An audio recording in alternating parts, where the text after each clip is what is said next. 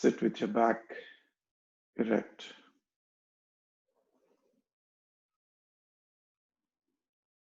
Perpendicular to the ground.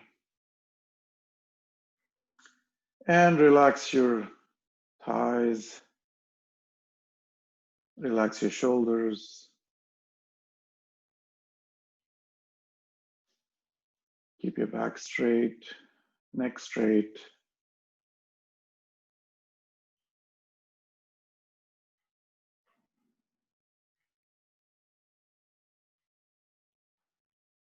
And connect with your breath.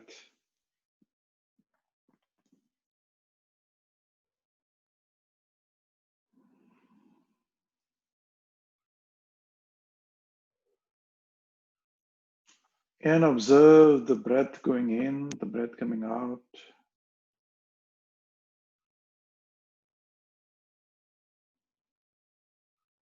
Look inwards. Listen inwards.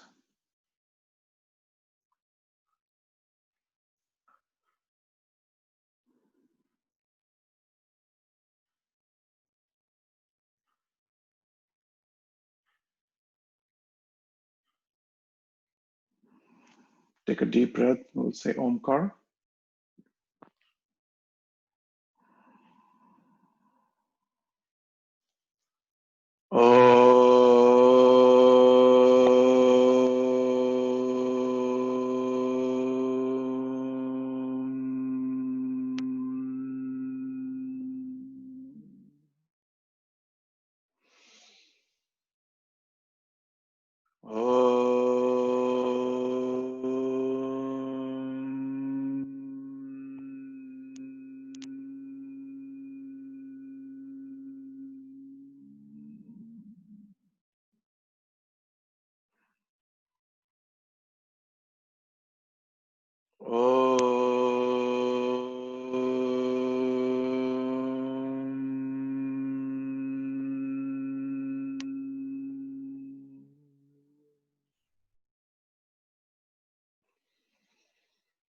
Om Sahana Vavatu Sahanau Bhunaktu Sahaviryam Karvavahai Tejasvinavadhitamastu ma vidvishavahai.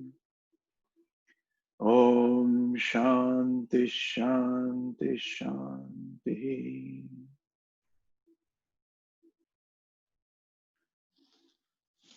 Rub your palms.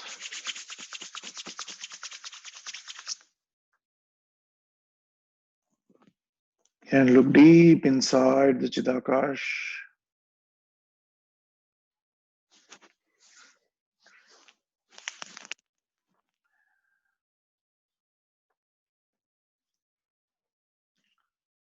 So when you rub your palms, you're generating some static electricity in the palms. But you're also activating the chakras, the energy centers in your palms, in your fingertips. And to get the energies from this into the eyes, we cover the palm. That's called palming. And it's a very good exercise to relax your eyes. And it's good to kind of close the eyes every once in a while. So through the day, you can, if you're working on the computer, I would suggest you do this often through the day. Just rub your palms and palm them. Anyways, so let's get started. I think I've hurt my low back yesterday doing my own practice. So we'll take it easy. Today probably we'll do focus on more pranayam and meditation and doing some sukshma vyayama and stuff like that. And we can do some backward bends, which we'll focus on that. So anytime you've hurt your back, I recommend people to do back bends. So whether you're standing back bends or sleeping or supine, on your tummy, and do the Dhanurasana and Ushtrasana and Naukasan and those kind of things. So we'll still do a little bit of warm up. We'll do a couple of Surya Namaskar, and then we'll switch to the back. Okay, and if I get time, I wanted to actually cover some of the, Sukshma Vyayama today, the anti-rheumatoid asanas or exercises which bring lubrication and blood flow and all of that into these small digits and joints and all of that. Okay, so I think we can start with that, and then we can go into, so we can skip the warm up today. All right, so let's see if I can adjust this a little bit. So I followed the Satyanand Saraswati's book on Asan, Pranayam and Mudra, Bandha. I think everybody should have this book. It's really awesome book, very well written. And we'll cover the anti-rheumatic group, digestive abdominal group, and Shakti Bandha asanas. Okay. If we can, I'll touch base on at least few of them today. Okay. All right. So let's sit back a little bit so you guys can see me. Okay. There you go. And I'm going to go into, there you go. Now I can see myself.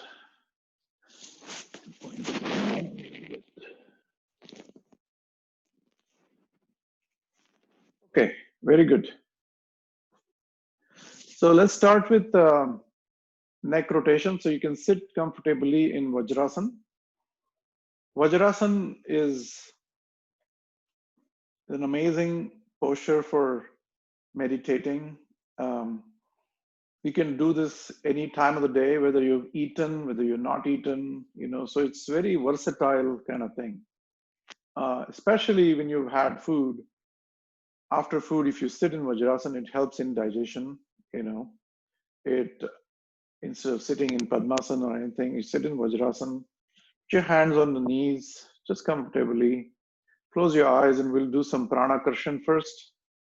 So Pranakarshan Kriya is breathing in consciously and breathing out consciously. So typically it's an involuntary system. So we are consciously going to breathe, and as you breathe in, we will start the journey along the spine from the Muladhara chakra.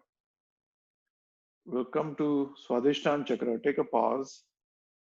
Come to Manipur chakra, take a pause. Come to Anahat chakra, take a pause. Come to Vishuddhi chakra, take a pause. Come to Agnya chakra, take a pause. And then come to Sahasrara, the crown of your head. And then start breathing out. So we'll complete the journey the same way we came. So, but we are doing it along the spine, the back. So I can't show you at the back, so I'm showing you in the front here. So as you breathe out, you're going to travel along the spine. At the Vishuddhi, take a pause, pause, pause, pause, and then end the breath out there. Okay. Be absolutely conscious about how the body is doing it. One thing I wanted to tell you, because I've always focused on the observer, the Sakshi inside. Now, when you say observer, there could be a confusion. So I always wanted to make it very clear. The observer that observes absolutely dispassionately is the observer that I'm talking about. Okay. And so the mind can observe as well. The mind can observe out there. The mind can observe the body, but that's not the Sakshi. Okay. The Sakshi is something that is just like a lamp on the stage.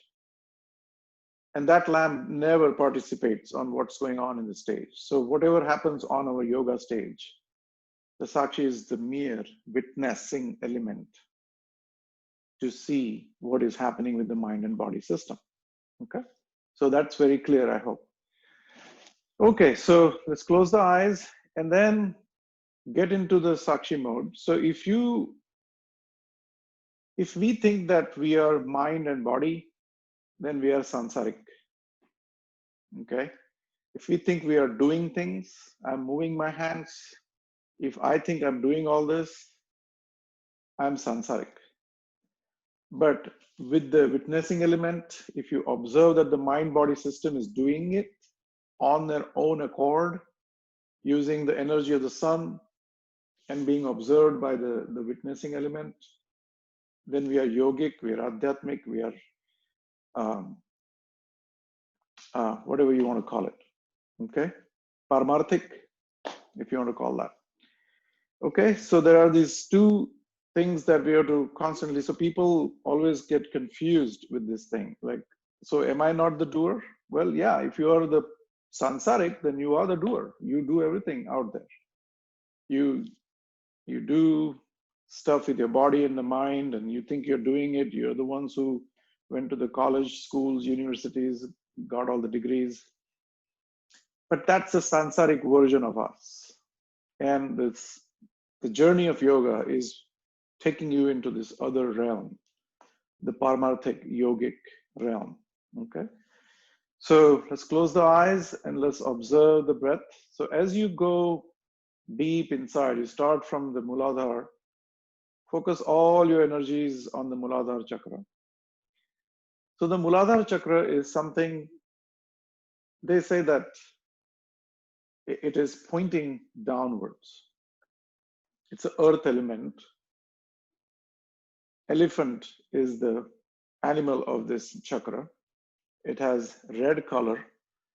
Ram is the Mula Bija mantra of this thing.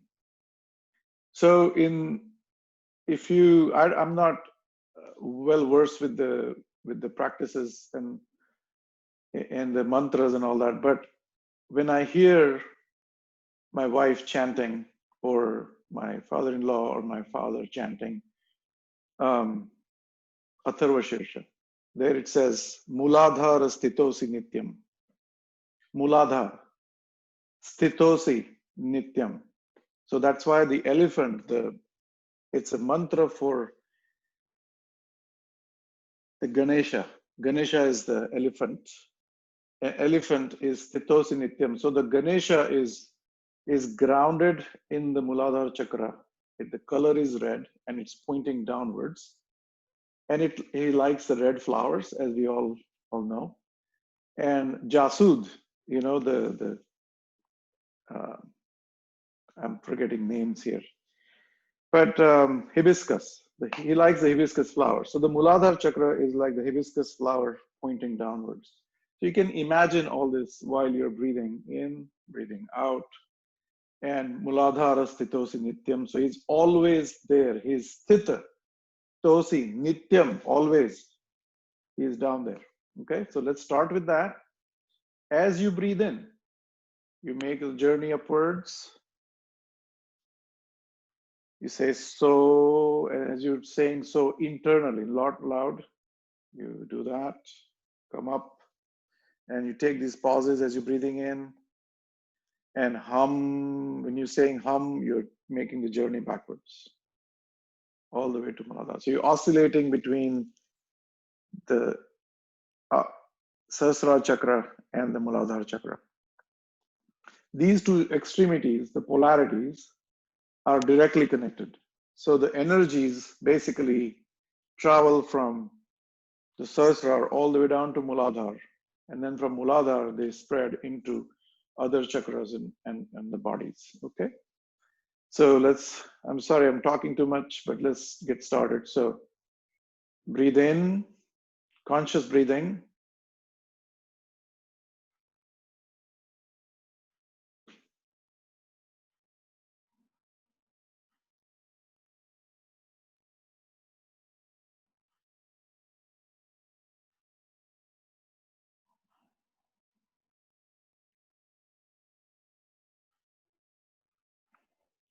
And you can constrict your epiglottis very slightly while breathing in and breathing out, so you can almost hear yourself. But that has to be very gentle, subtle.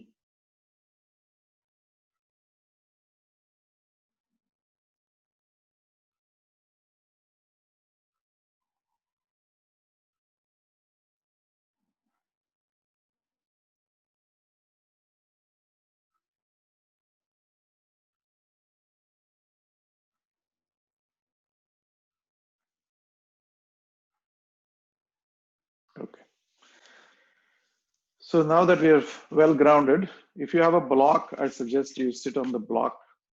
And if you feel comfortable sitting on the ground, that's also fine. Put the block and sit on it comfortably, spread your legs out there. I'm sorry, I'm pointing my feet towards you guys.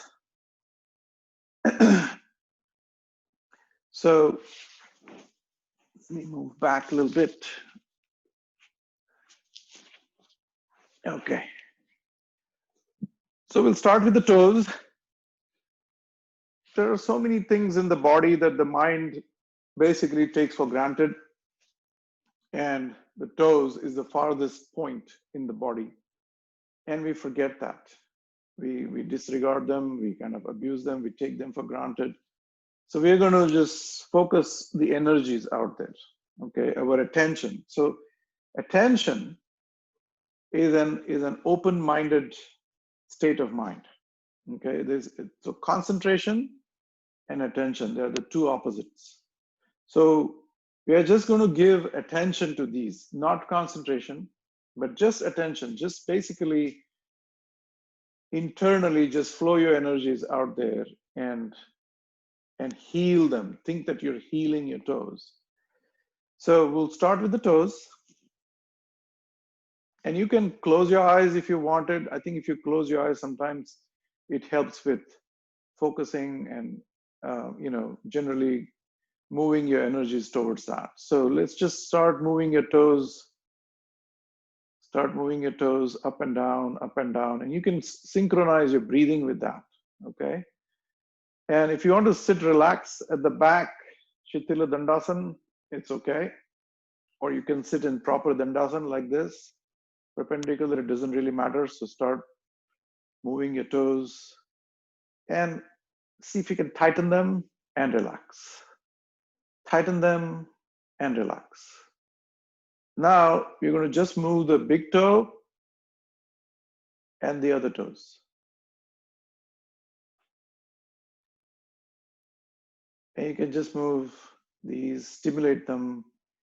And when you give your energies and love to them, I think they'll start receiving more and more blood flow, receiving more your pranic energy as the breathing exercise is generating the prana. Okay, now we're going to go to your ankles and we're going to push the ankles and the feet towards the screen and away from the screen. So breathe out and breathe in, breathe out and breathe in, breathe out and breathe in, breathe out and breathe in. Very good. Okay. Okay. So, and you can feel how it is stretching all your calf muscles, all your quads, your hamstrings as you push and pull, push and pull. Okay. Very good. Now we're going to rotate them sideways. 1, 2. So as you rotate, see if you can touch the edges of your feet to the ground, all the way down. And some may be able to touch their toes in the front as well. I think that kudos to them if they can do that. They have flexible bodies, be blessed. Okay, very good. Okay. In all of this, do not lose the sight of the dispassionate observer. Do not lose the sight. That's the trick. Be aware that something inside us is observing all of this mind-body system doing the stuff. Okay. All right, very good. Okay, now we're going to go back and forth. 1, 2, 1, 2, 1, 2, 1, 2, 1, 2. Very good. And these kind of exercises can be practiced basically just about any time of the day. If you want to take a break from your work, if you're watching TV, it's very, very easy. Now, spread your legs a little bit and see if you can touch your toes inside. See what happens is if I'm sitting like this, I have to make an effort. to put my feet together. But if I relax them, they fall apart, right? If I relax them, they fall apart. So the legs have the tendency to falling this way. And then eventually what happens is you start walking like this also, instead of walking like this, okay? So your feet start going this way. So if you consciously walk, the yoga walk, then you will start putting your feet straight up, okay? So when you walk, a trained yogi, when if you see him walking, there's a way he walks, okay? It's a conscious walk. Because a lot of the things we do in the day are completely subconsciously governed, and that's what we're trying to do. We're shifting the focus from the subconscious into the conscious. Everything, any activity we do through the day, let's not get into this autopilot mode. Come back to the conscious mind. Come back all the time, and then you'll be amazed how many more activities we do which are just subconsciously happening. Okay, so we are shifting the attention from parasympathetic nervous system to sympathetic nervous system. We're trying to take control of the involuntary things that we do. Okay, slowly, and we start with these gross phenomena. What is the gross phenomena here? My legs are pointing outward. Simple as that. From that gross, we will make the journey to the subtler and subtler and subtler. So there are yogis who can control their heartbeat. You know, Swami Rama, as you know, he was able to voluntarily raise his heartbeat to almost 200 plus just by sitting there. He'll just raise his heartbeat, okay? Or he can drop his heartbeat to 30, 15, 2, 3, 1, 0. He can stop his heart. So that is the subtlest way of controlling the parasympathetic, okay? So what we are doing right now, we are consciously rotating the legs inward and outward, both the polarities, okay? So, and you will see how your legs will feel through the day as you exercise them like this. Okay, very good. Do that. Okay, now let's see if we can do the rotation. So go like this. 1, 2, 3, and then go backwards. 1, 2, and 3. Okay, very good. So having done with the toes, with the ankles, we are moving upward on the body. We come to the knees. And the first and foremost, we take care of the kneecap. So put your left hand at the back, your right hand on the kneecap. And with, I would say, use the palm chakra, you know, the center of the palm, and grab your kneecap. So you're basically bringing all this pranic energy to the kneecap. And then you gently shift it from side to side. Again, you're giving attention right here. You're in complete attention. We are in this moment. And then go up and down. Very gently, we are lubricating, we're stimulating, we're bringing the fresh blood flow there. You know, we need to take care of the kneecaps. And then rotate them clockwise and go anti-clockwise. Very good. And then go diagonal. And then go diagonal in the other direction. Very good. Okay. Pat it. Come to the, put your right hand back and relax. Because the moment you relax here, the kneecaps relax as well. All right. So it should be nice and loose. Okay. So let's go up and down. Sideways. Rotate. And rotate in the opposite direction. And let's go diagonal. And let's go diagonal. Beautiful. And you will notice as you practice this day by day, you will start noticing things. Okay, here we go. Now, we are moving to the hips now. So what I would do is put my right foot on the top of my left knee or just above the left knee. Give yourself enough so that your shin is perpendicular. Grab your toes. If you want to put your fingers inside like this, I welcome you to do that. And then with the left leg, move it up a little bit so that you have enough space to rotate. So rotate your ankles. So we are going back to the ankles here. Okay, and then crank them. This will help you with Padmasana or the Padmasana, you know, those asanas that need extreme bend into your ankles. Okay, push, pull, push, pull, push, pull. Okay, very good. Okay, now take your thing even further up from the knee and then grab this guy. Okay, push it, pull it, push it, pull it. Now you can really pull all the way to your shoulder if you can. All right, push it down and pull it. Now the reason I'm sitting on the block, it gives me more lateral movement this way. It gives me more latitude. All right, there you go.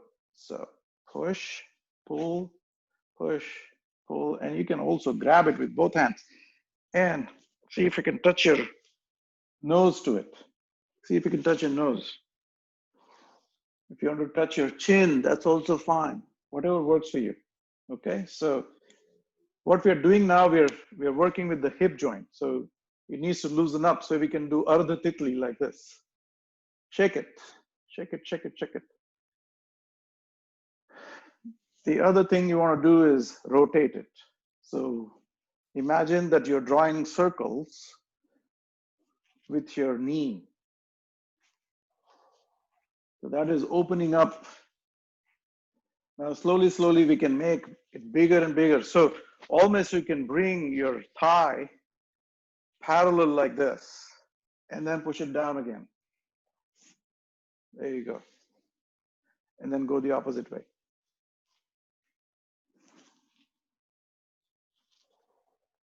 Okay, very good. And then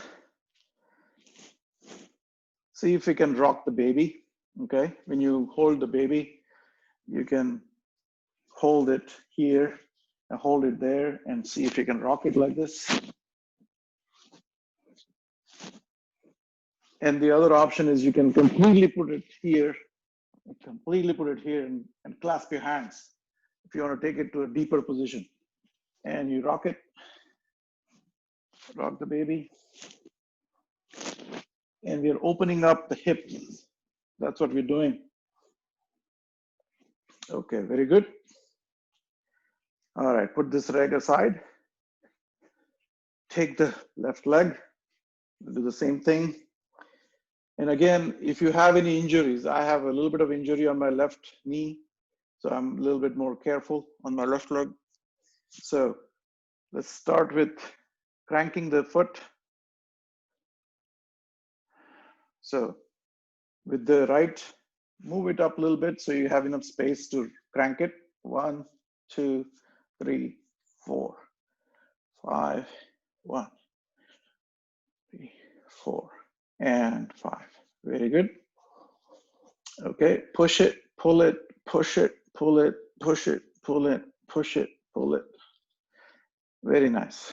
Okay. So now you can see how it gets kind of loose. You see, that's how much loach means flexibility we need to develop. Okay, there you go. Now pull it a little bit upward and see if you can crank it.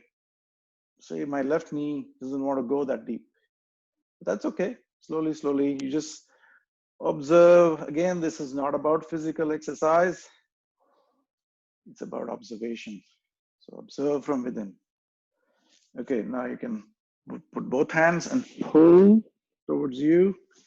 See if you can touch your knee, nose to the knee. Pull, pull. Very good. And see if you can do titli. Ardha titli right here.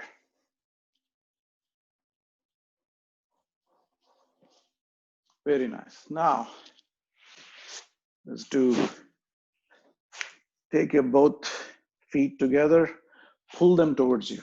Pull as far as you can. And then see if you can do the butterfly.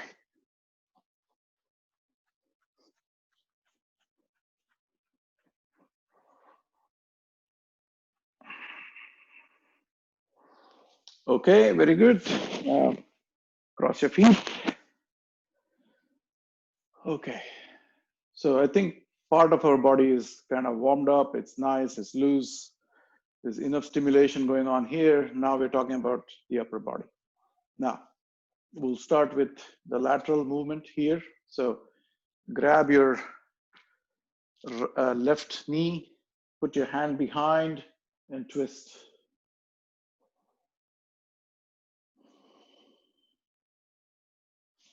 And come back.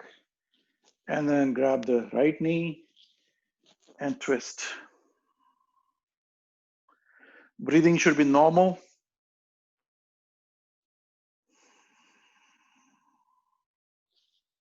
And come back.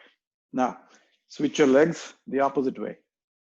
Because normally we do however you feel comfortable. I always tend to put my other leg down. Okay, so here we do it again. And there are these subtle differences that happen here. You may want to notice that your twisting on one side is more just by changing the legs. Okay. And let's be aware from within. Let's observe like a yogi. We're observing the mind and the body system doing this. Okay, very nice. Now, from here, we're going to go into bending sideways. So, put your right arm up and left palm down, and then bend to the side. Bend, bend, bend, bend. See if you can put your elbow down completely.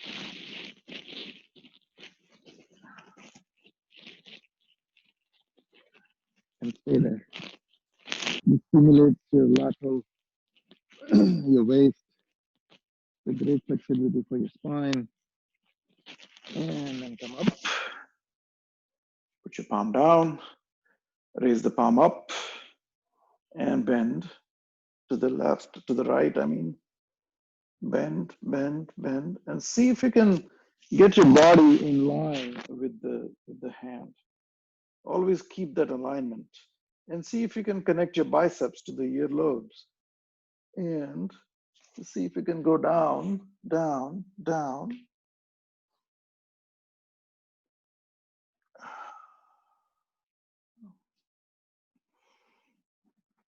This is an amazing stretch on the left side. And come up. Very nice. Okay. So now we've covered this with the chest. I wouldn't bother, because maybe we can do it in the standing exercises, but let's come to the shoulders. Okay. So for the shoulders, we're going to come back to the Vajrasana. Sit in Vajrasana position. It's more comfortable because it keeps your shoulders, your body. So here's the alignment, right? From the crown of your head to the center of your ear, center of your shoulder, center of your hips, all the way to your ankle. And not the heels, not the toes, but the ankle. That's the line. That's the alignment. So if you want to test your posture, stand in front of the mirror and see how far this straight line is aligned for you. Okay. And if you practice yoga, automatically the body will start. I used to be drooping like this, so always like that.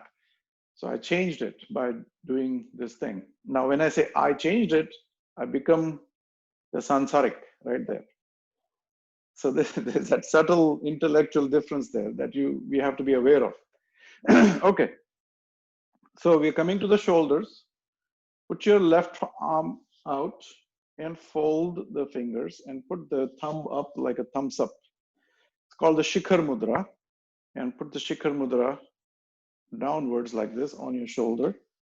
Raise your muscle, or raise your, what I wanted to say was touch your bicep muscle to your ears and see if you can get into this kind of Gomukhasana position, right?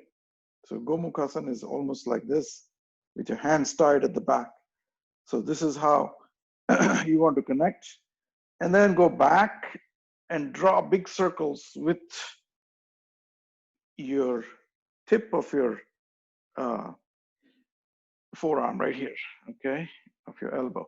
So the tip of the elbow is drawing big circles on the horizon. Think about it like that. So go back and then go up.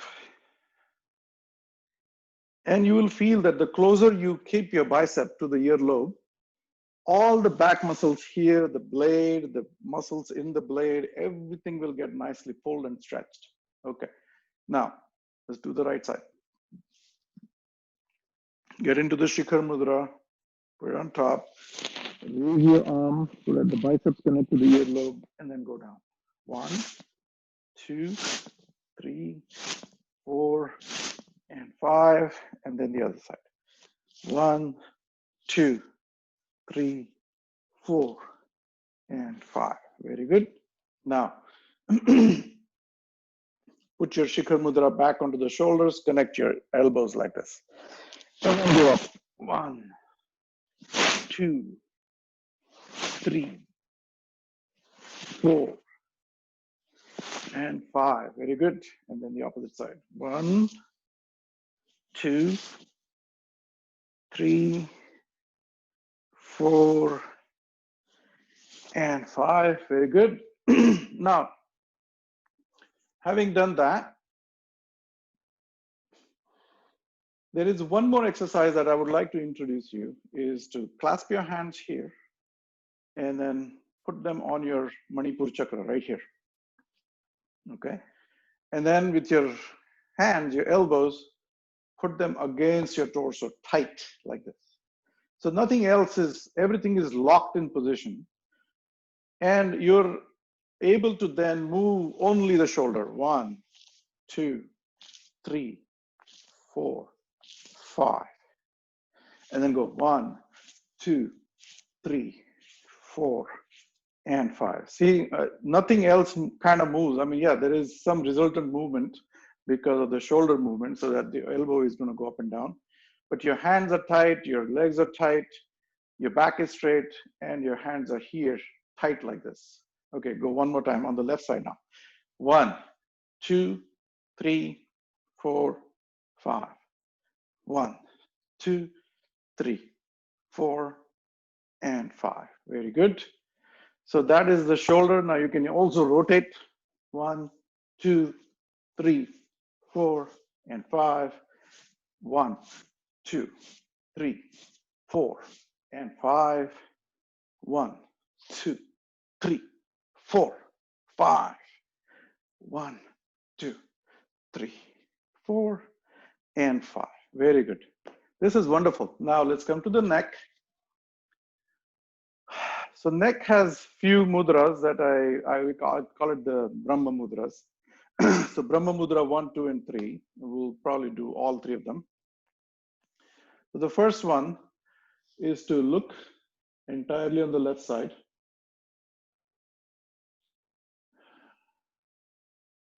And then you make not a very hard jerk, but a jerky movement to the right, like this. 2, 3, 4, 5, 6, 7, 8, 9, and 10. Okay.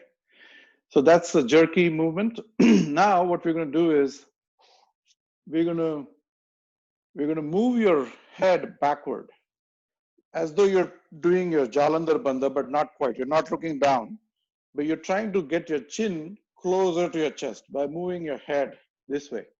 All right. So move your chin towards the chest if you can.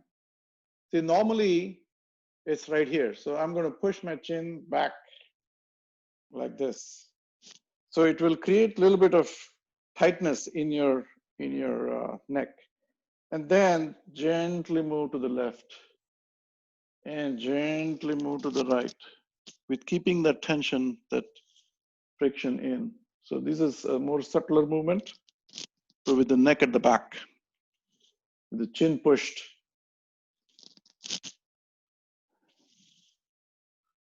Okay, so that's type 2. And then type 3 is complete rotation. So let the head drop down, let the chin pressed against the chest, almost like in the Jalandhar Bandh. Close your eyes right here.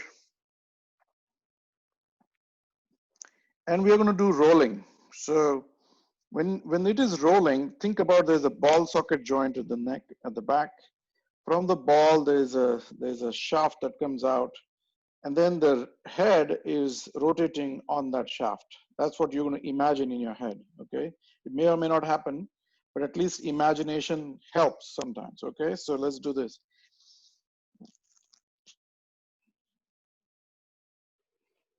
Keep your breathing normal.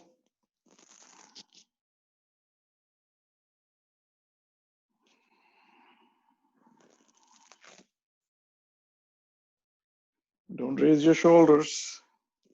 Okay, then the opposite side. Now, when you're doing this, I forgot to tell you one little detail. Put your tongue to the roof of the mouth so that when you're rolling, your tongue gets pulled from inside. You get massage to the tongue as well. Okay.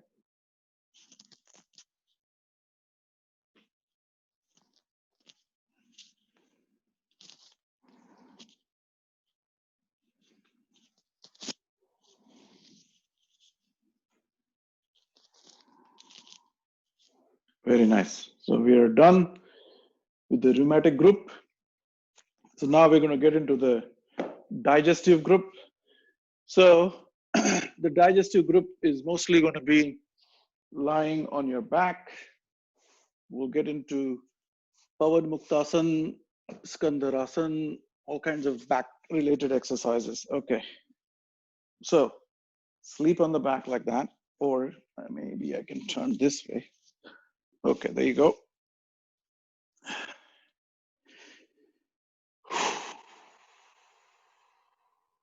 So we'll start with Meru Dandasan. It's a very easy exercise. Okay, put your hands by the waist, like here, facing down. And then we're just going to get up like this and put your hands out.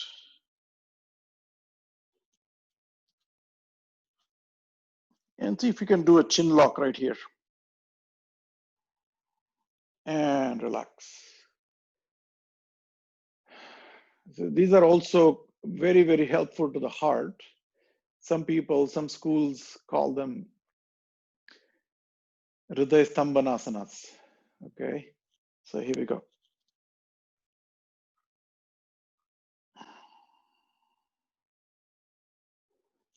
This is very, very effective on the digestive system. You can almost see that your abdomen is tight right there, and develops stamina.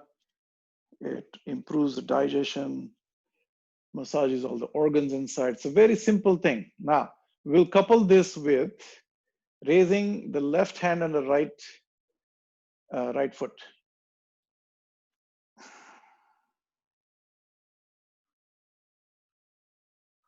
And put it down. And this should be all very gentle, no jerky movements, please. Okay, so put your left foot up and right hand up.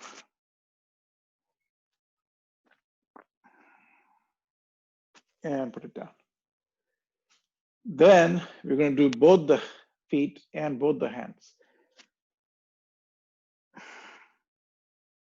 It's also called Naukasan, Navasan. This is more intense. And put it down and relax. Always relax in between. Make sure we are not putting too much pressure on the heart.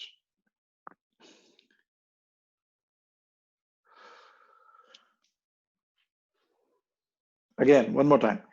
Come up, and this time rise.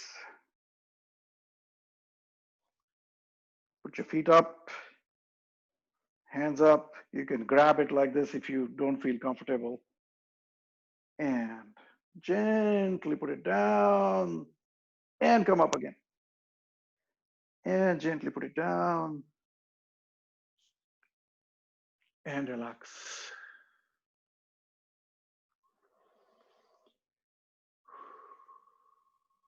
Breathe through the center of your lips. This relaxes the heart very fast.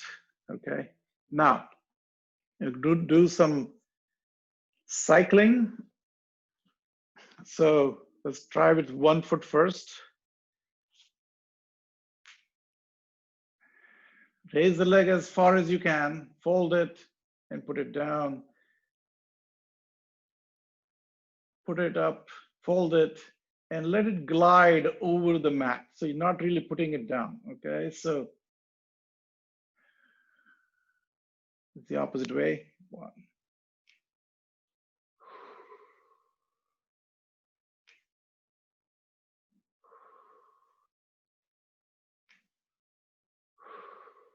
Very good.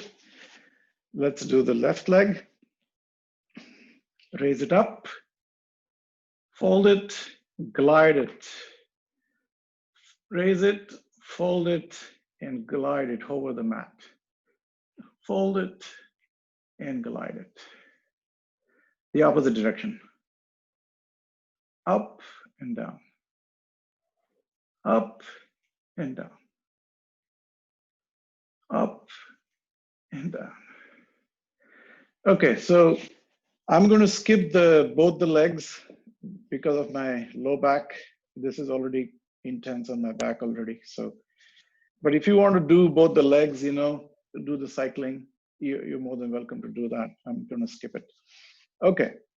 So having done that, we're going to get into Pavanamuktasana. This is a very, very helpful exercise for your abdominal muscles, for the organs, for your intestines. And it's called Pavan Muktasana. So it releases gases, excess gases from your system, you know. So that's what it really means. So let's see how we can do that. This is a 6-step exercise. Either you can raise your leg like 45 degrees like this, and then fold it, grab it, pull it, and put your nose to here, and then fold it up again, raise it up again, and put it down.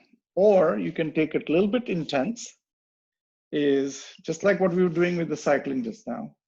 Raise the leg, fold it, grab it, and hold it here.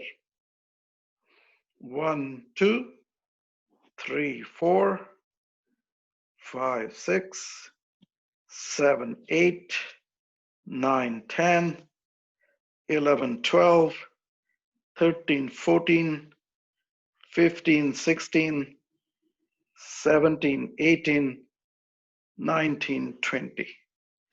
Put your head down, put your leg up, and gently put it down.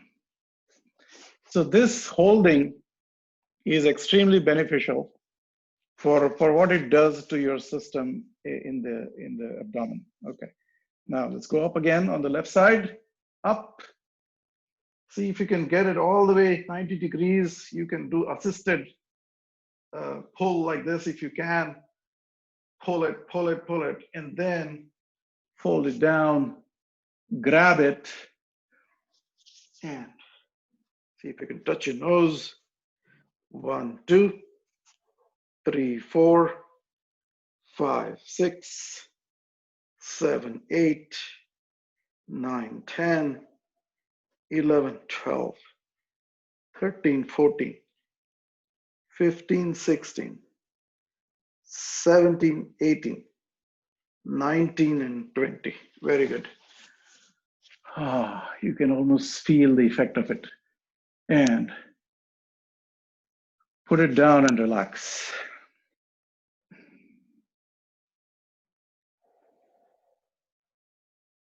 Take a few normal breaths here.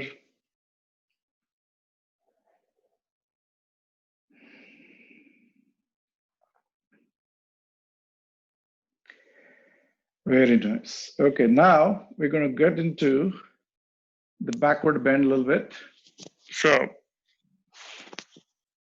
bring your ankles as close to your butts. See if you can almost touch them. And then with the hand, Get a monkey grip like this. It should be as tight as you can hold, as though you're hanging a bar on the bar. And then your knees are a little bit apart, like 8 or 9 inches apart. Your hip width apart, as you can tell. And you raise. Now this is very good for your back. It's extremely good for if you have any back pains, low back pains, this will really, really help. Now you can go further up, and then rise on your toes and pull yourself towards, pull. So you can walk on your shoulders like this. And hold it. 1, 2, 3, 4, 5, 6, 7, 8, 9, 10, 11, 12, 13, 14, 15, 16, 17, 18, 19, and 20. Now gently put your hip back on the ground. Pull yourself up. Again, release your monkey grip, one leg at a time, and put it down. So we just did Skandharasana. Skandha means shoulder. This is a preparation for Viparita Karni, Setu Bandhasan, Sarvangasana. Many of those asanas can be done, Chakrasana, from right here. Okay. So relax. Take a few normal breaths and we'll do it again. Okay. Bring your feet, grab them, and raise your hips. See how far you can raise them. Now, observe that the mind and the body system is doing this. And with your complete attention, just observe what's happening at the body level. Which parts of the body are stretched? What is the mind doing in the meanwhile? Observe all that. It's very, very entertaining, if you will, to observe the monkey mind. And then push, walk on your shoulders, walk, and get to the final position and do a nice chin lock on your chest.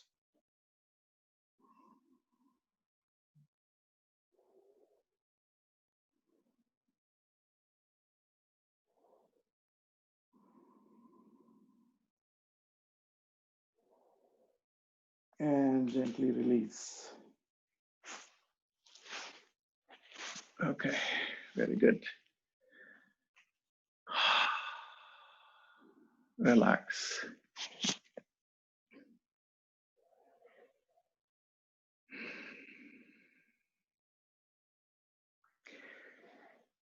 Now we'll do a little bit more intense exercise and see what all you can do. I'm also very limited with that, but we'll try. Okay. Put your leg up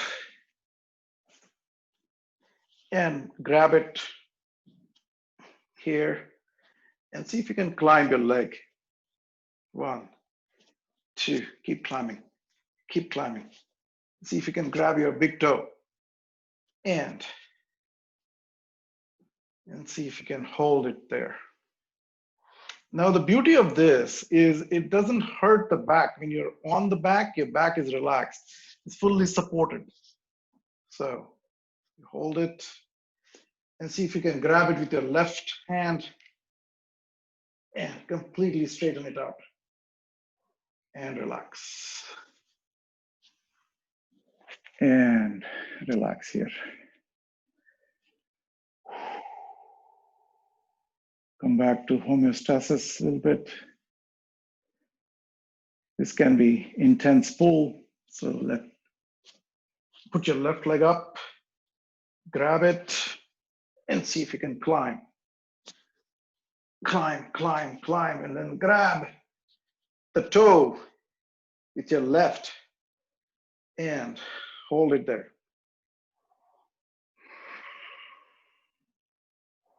You can feel a beautiful stretch in your hamstrings right here. Now grab it with your right and grab the left, the other side, and stretch it. And release. And relax. Breathe normally. Take a deep breath and blow the candle from the center of your lips. So there should be no rush, okay? These exercises, any yoga, it should be done. Yeah, sometimes you speed it up, sometimes you want a stimulation, sometimes you want to activate your Pingala Nadi. So whenever you practice, let's say Surya Namaskar at a high speed, you're activating your Pingala Nadi, the right side of your body, and the left side of your brain. But take your time with these things. This is your time. It cannot be rushed through. So observation, like I said last time,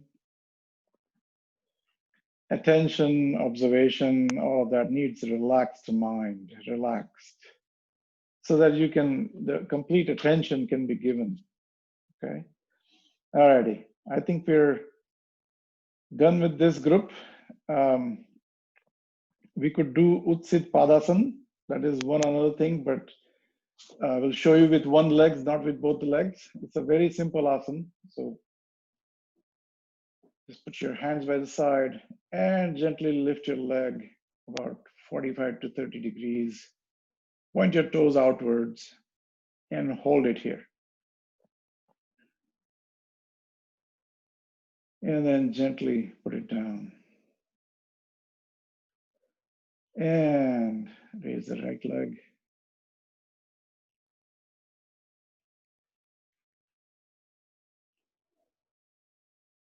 And gently put it down. Now you can do this with both the legs as well, but it's hurtful. So I'm not going to do it, but I'm going to fold my legs. This is good. Okay, it doesn't put tension on my low back. And then I'm going to completely raise them. And then fold them back and relax and then put it this way. So if you have any back issues, I would say go this route rather than lifting both the legs. It is stressful. Okay. Now we can get into Matsyasana, which is very interesting. And I always like to do Matsyasana with a block. So if you have a block, I would say keep it with you right behind here and get into Padmasana or Ardha Padmasana. And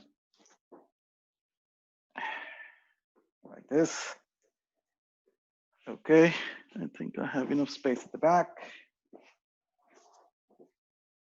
And then I gently go down on my elbows and see if I can rest on my block and completely sleep. This is a wonderful exercise for your spine.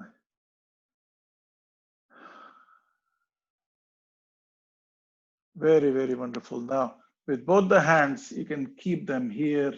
You can grab your toes. If you're doing a full Padmasana, you can grab your toes or your feet and then pull towards you. Put your ankles down and lift yourself up and tuck your head underneath. So here, the block is helping me to support, but it's also helping me with the gravity and giving a nice arch to my back, which is really good for my back and low back. So any of these backward bending exercises are really, really amazing for the low back issues or even mid back issues, upper back issues. You can relax here. And then release your lotus and move to the side if you're using a block like this, and then take the block out. Very nice. Okay. Now we'll go on to prone positions. Okay, let's put this aside. Okay, now these are really good for your low back. If you're hurting your low back, extremely helpful. Okay.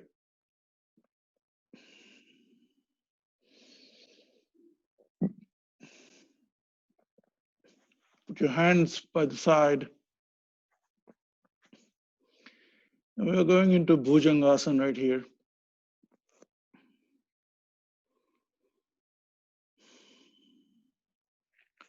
Keep your eyes open, put your chin down firmly. And then see if you can raise your palms first, about an inch above the mat. And see if you can peel yourself. Using your back muscles, you're pulling yourself towards. So this is strengthening the back muscles. Now you gently put your hands down and then you push. Wow, this is amazing for the low back. Amazing, amazing, amazing. Beautiful. Now make sure your feet are connected at the bottom. Your heels are connected, your toes are connected. And keep looking upward. See if you want to completely raise yourself. But I would not recommend that. The full asana should have always some bend in your elbows. Okay? Put it gently down. And you relax in Makarasana. So Makarasana is a wonderful relaxing position right here. So put your chin on the cross of the forearms. And your hands are on the shoulders. Okay. Let's do one more time.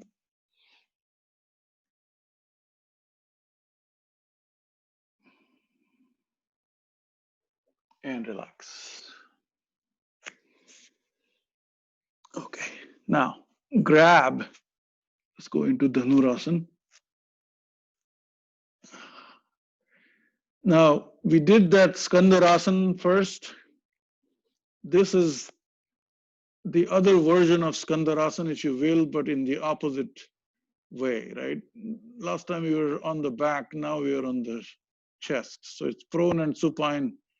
This is the difference, but ultimately, you are still kind of doing the same.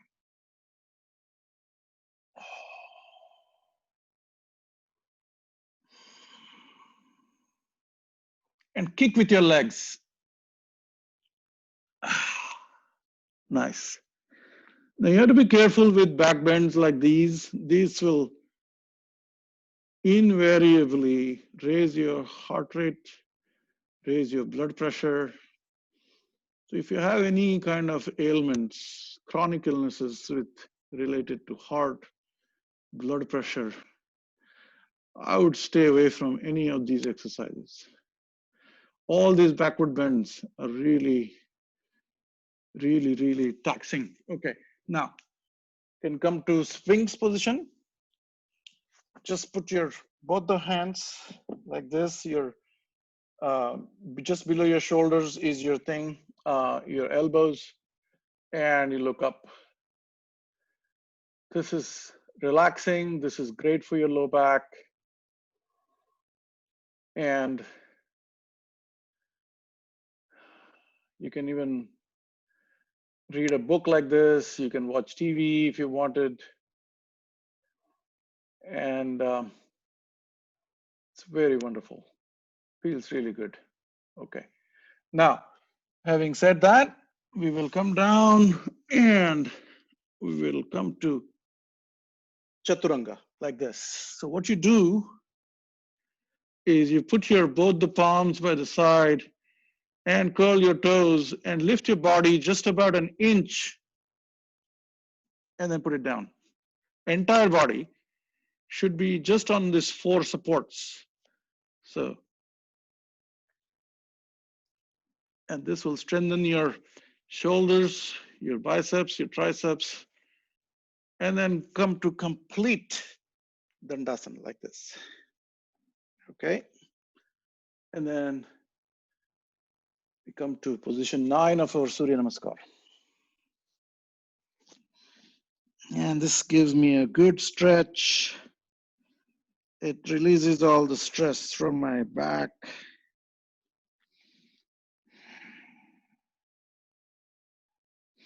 So this is about the only forward bend I will recommend if you have low back issues,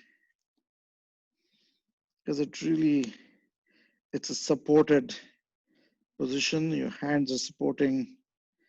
I would not do any kind of Pada Hastasans, forward bends. You should stay away from them. Shashankasana.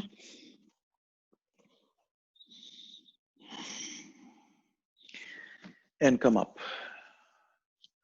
to Vajrasan. So we started with Vajrasan, we're back into Vajrasan now. Okay. Now, I think we have enough time to focus on pranayam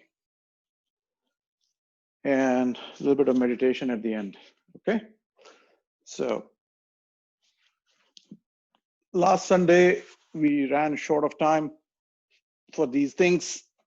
So today we're going to make it up for that. Okay. So sit in Padmasan, Ardha Padmasan, whatever you feel comfortable with.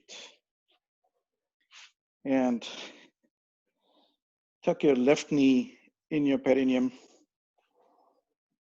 and your right leg, foot into your thigh, at the base of your thigh, and sit comfortably. Very good. It's kind of hot and humid today.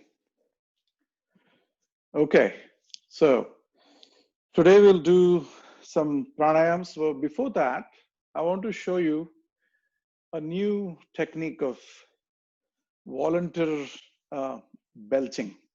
Okay, what does that mean? So sometimes you feel bloated in the tummy, and you're kind of like there's excess wind inside, there's excess gas, and you want to release that. Okay, just to feel good. So what people do is they'll drink Alka-Seltzer or some kind of Eno or any of those drinks that will make you feel good. So, but here what we're going to do is we're going to drink air like you would drink water. And how does one do that? So just like you drink water, so you gulp air, you gulp it, gulp it, gulp it, gulp it. The peristalsis will keep pushing the air down. And then there will be a point when you'll feel that your tummy is full of air. And you just rub your tummy and you will burp. So I'm going to mute myself so that you don't hear. Here's what we do. So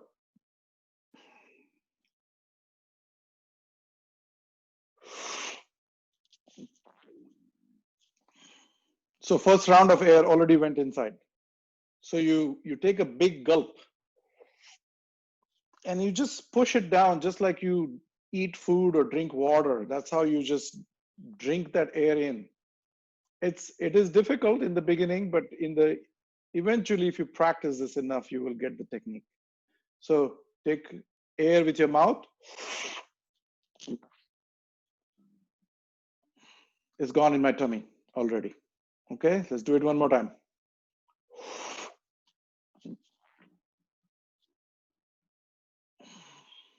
In the tummy. So this is called vayusara.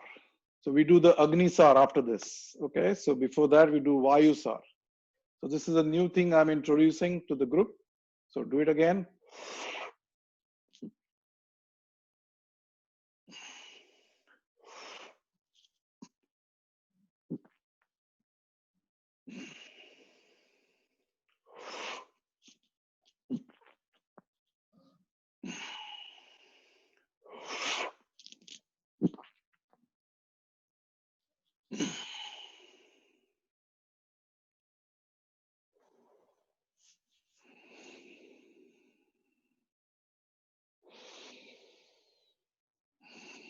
Give it some time.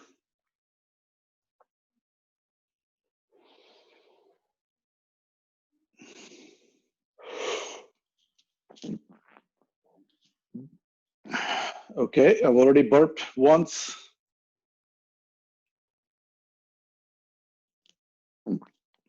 It's coming back out now.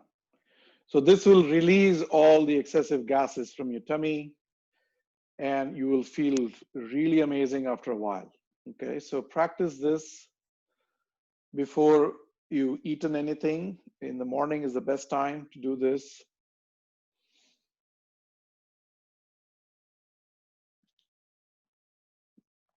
It's still coming out. Okay, so whatever goes in is going to come out eventually. All right, so keep practicing. The only way you can do this is just keep gulping air, gulping air, gulping air until it comes out. Now, give it a little bit of break, and then we'll do agnisara after this. And 100% after you do the agnisara, all the air will come out 100%.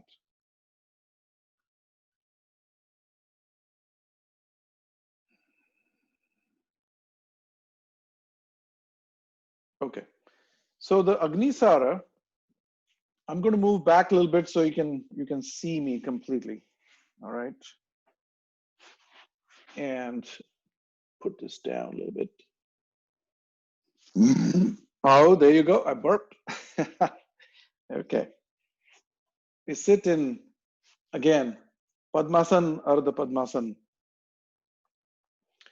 And what we're going to do is we're going to do stomach flapping. And I've taught this before, I think a couple of weekends ago. And this stomach flapping is done without breathing in and out. Okay, so you breathe in and then you completely exhale out. All the air is gone. So your lungs are completely empty. Your diaphragm is kind of pulled upwards. Your tummy is pulled in and upwards. So you do this Uddiyana Bandha, you do Jalandhar Bandha, and you do the Mula Bandha. So all the three locks. And we talked about the Granthis last time. There's a Granthi at the Muladhar, there's a Granthi here, and there's a Granthi there. So there are these three Granthis. Granthis are nothing but knots in the meridians. In your Sushumna Nadi, which is Vajra Nadi, Chitra Nadi, Sushumna Nadi. So these three nadis are very important. They're in your spine. And these are nothing, you cannot physically see them, but they're energy meridians. That is where the energy goes up and down. So we did the Prana Karshan Kriya first. And that Prana Karshan Kriya, we actually went down and up. And those granthis are here. That's the mechanistic thing or mechanism in our body that prevents us from self-realizing. This is kind of I don't know why nature has done it, but it is the way it is. So a yogi has to make conscious efforts to unwind and open those knots so that the energy can freely flow in the spine. Okay. And that is what we do by doing these pranic exercises, the pranayamas. And these bandhas, the bandhas are very important. One of the most important things in pranayama is the bandhas. There are so many different bandhas, so many different kriyas, but there are 10 kriyas which are very important, and I'll talk to you about that at some point. When we become more and more mature, I will introduce those kriyas to you. So keep attending the classes, we'll keep revealing more and more. So today we are going to do this. So what you do is you take your palms and face them outward like this.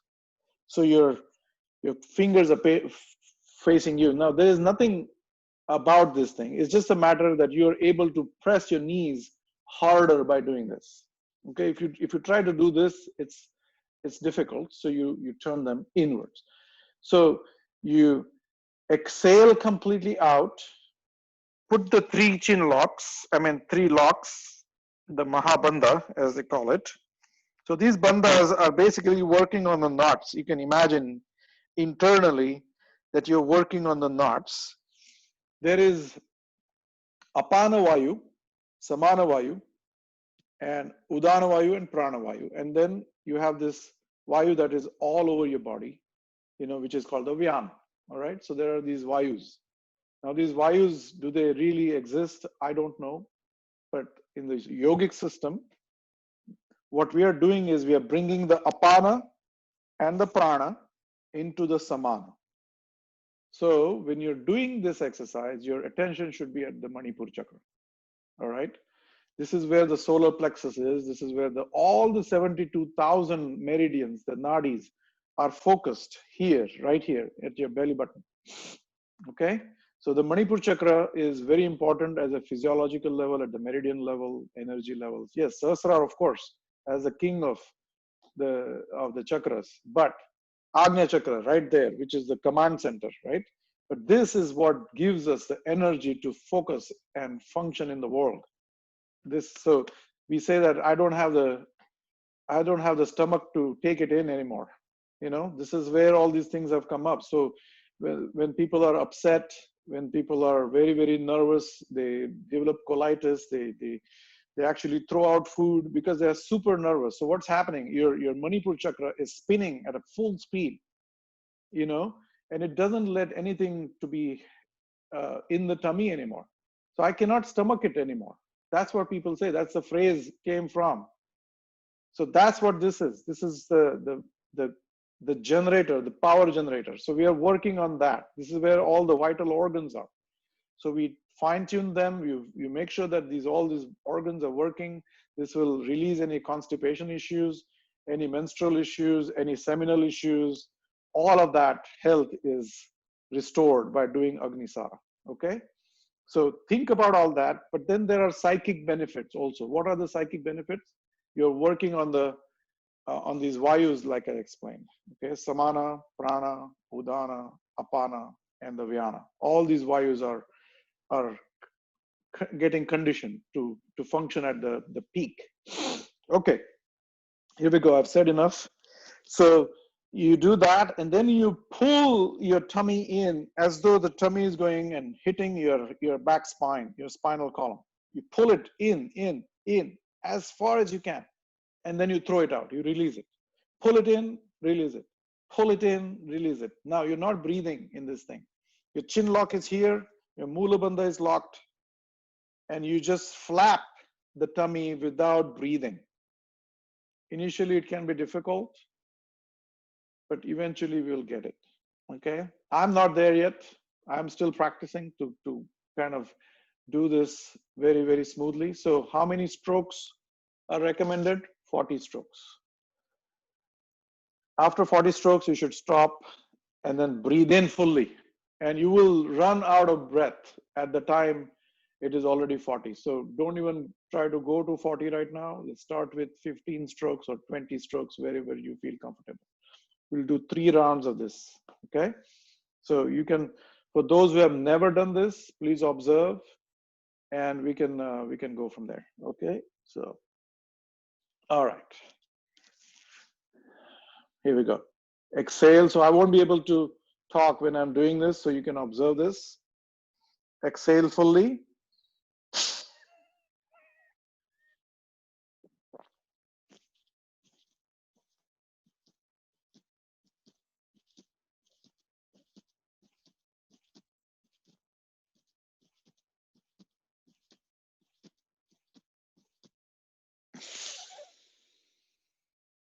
So I only did 20 strokes right now. Okay, half of what is recommended. And you will all also feel that your body has heated up. A lot of heat is generated in this thing. So I'm going to pull my t-shirt up. I'm going to show you what happens with the tummy when I'm doing it. Okay. There you go. So watch carefully.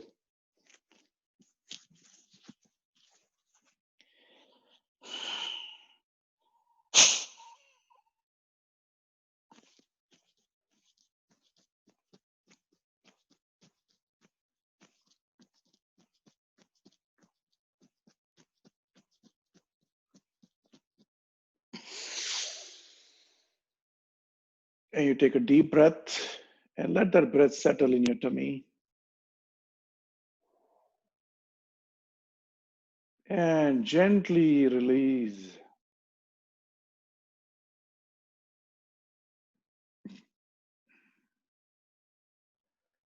And whatever air that might have been left in your tummy by doing the vayusara, all of that air will come out.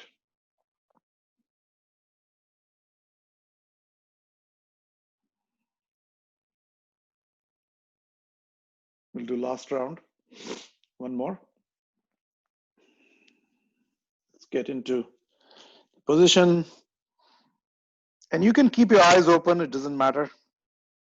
I normally keep them closed because then I can focus on bringing all these vayus here. I can focus on my Manipur chakra. And internally, you give it complete attention right here. Okay.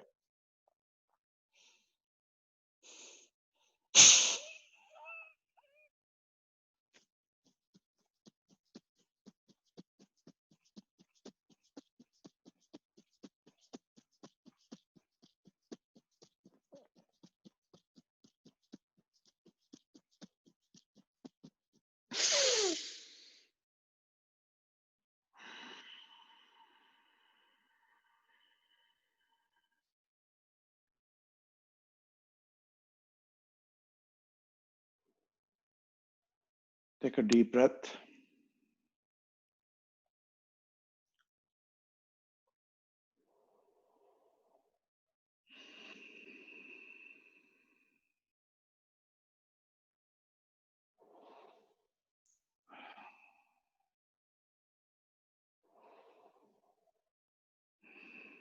Let's do some meditation.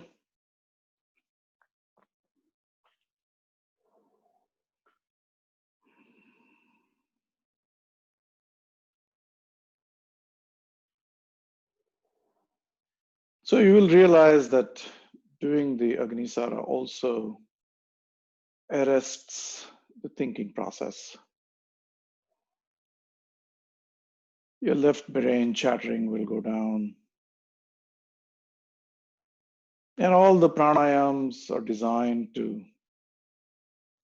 calm the mind down, calm the chatter.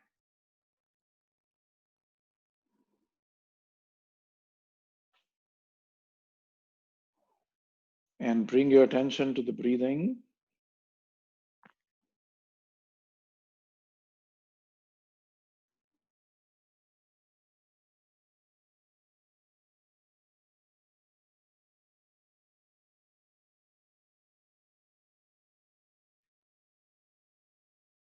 And just observe your breath with the same dispassionateness as we were observing the asanas, the pranayam. And while doing the asanas, we were observing the mind-body system working together. In the pranayam, we did some kriyas. We didn't do the actual pranayams today, but we did mind calming exercise.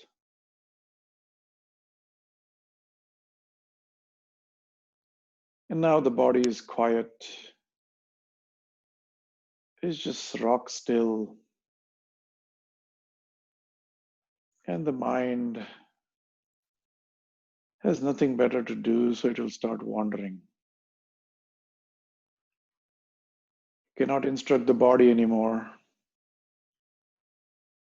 So it has to go in the past. It has to go in the future. It has to wander. It has to imagine. It has to. And all of this is necessary for the mind to be. The mind is the doer. It wants to do. Even not doing anything, it is a part of the doing. Doing and not doing, they're just the two sides of the same coin.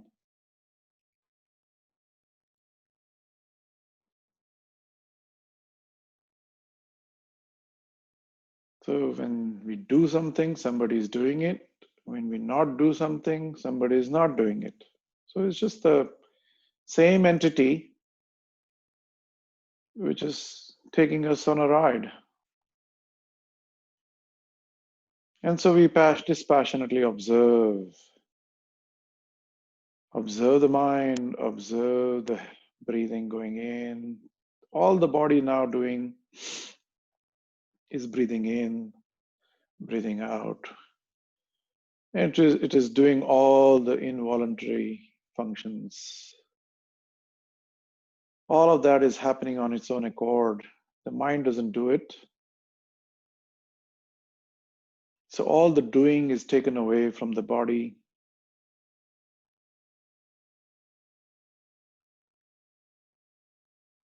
So mind tries to find something to do.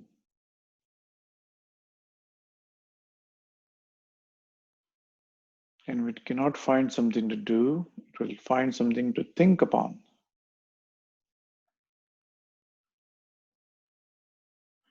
And through the pranayamas, we try to calm the thinking process. We try to arrest it so it cannot think. We've deliberated it from thinking. So then it has to run around. Can observe this. This is fun to observe. Know that the mind is not you. Know it right here and now. And this is a fact. Why is it a fact? Because you can see the mind. You can see the thoughts. You can see it has wandered. So if it had wandered, and if you had wandered, if I had wandered, then who's going to pull it back? So we are not the body, we are not the mind. It's just a matter of seeing it. See it clearly.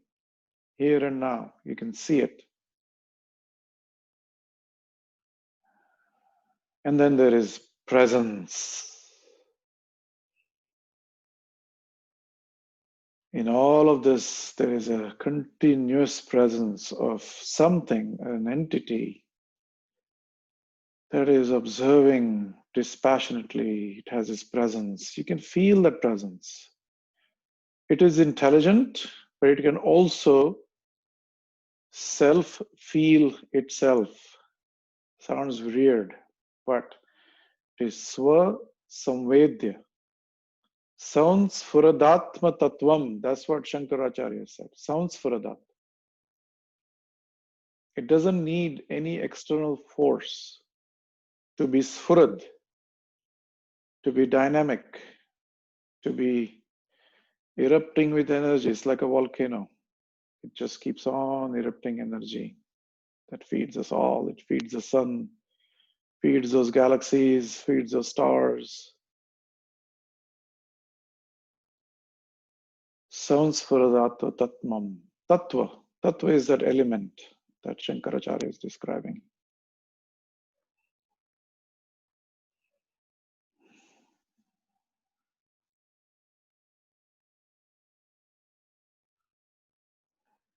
Kabir has said some wonderful things.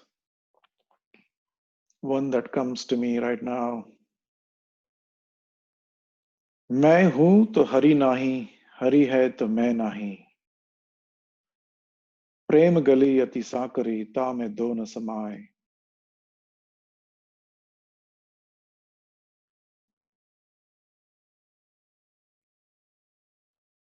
मैं हूं तो हरि नाही. He's talking about the same Sakshi,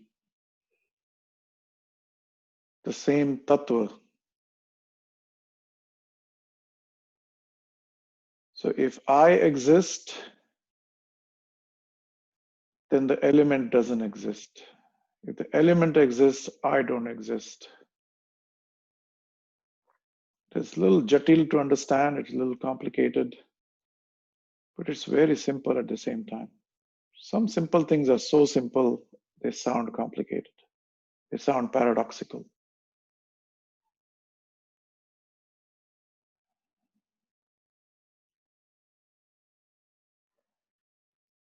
So the entity that I call I, the mind, does not exist when there is full presence, complete presence of the Sakshi, tamasoma jyotirgamaya. So if there is light, there is no darkness. If there is darkness, there is no light. Simple. Darkness and light cannot exist at the same time.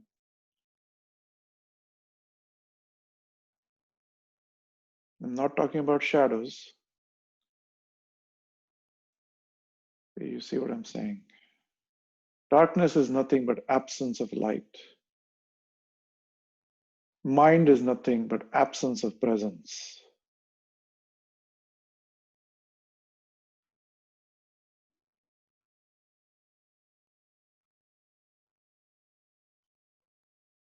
So the swasamsfuradam tattvam, swasvedya tattvam, when that exists, when I turn on the light in the room, the darkness immediately disappears.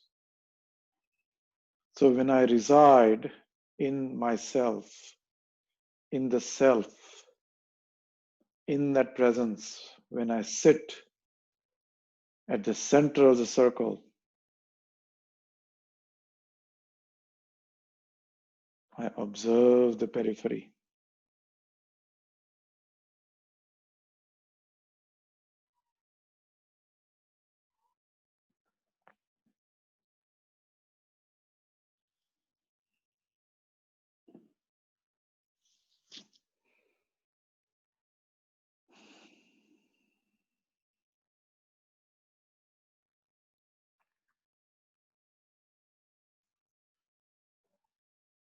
We'll say 3 omkaras and close out.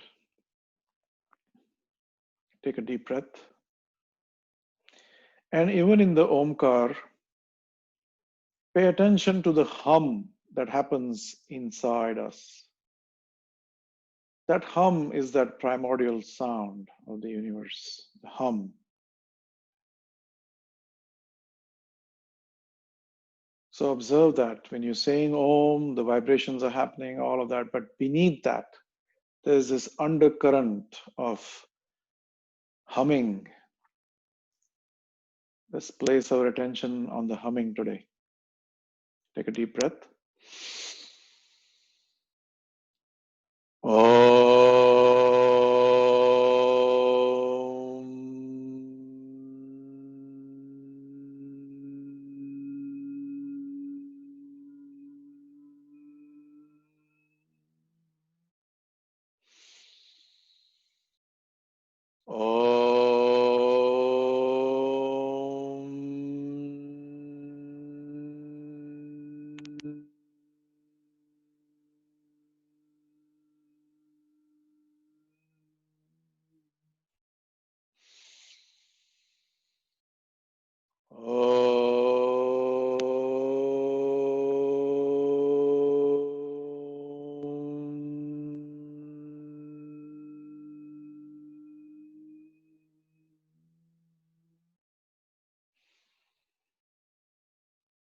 Yogena chittasya padena vacham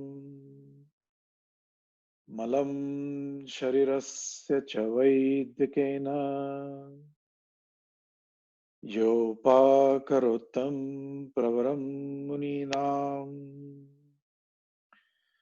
patanjalim pranjaliranatosmi abahu purushakaram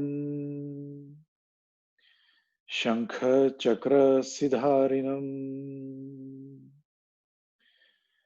Sahasrar Shirasam Shvetam Pranamami Patanjalim Hari Om.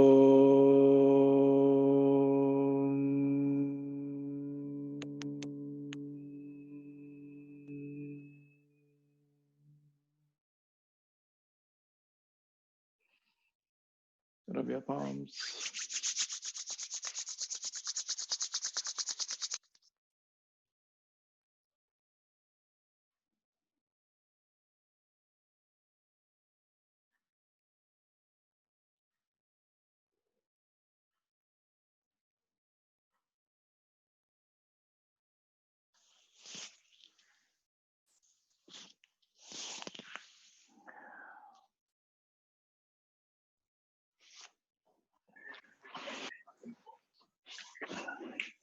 Thank you, Amit.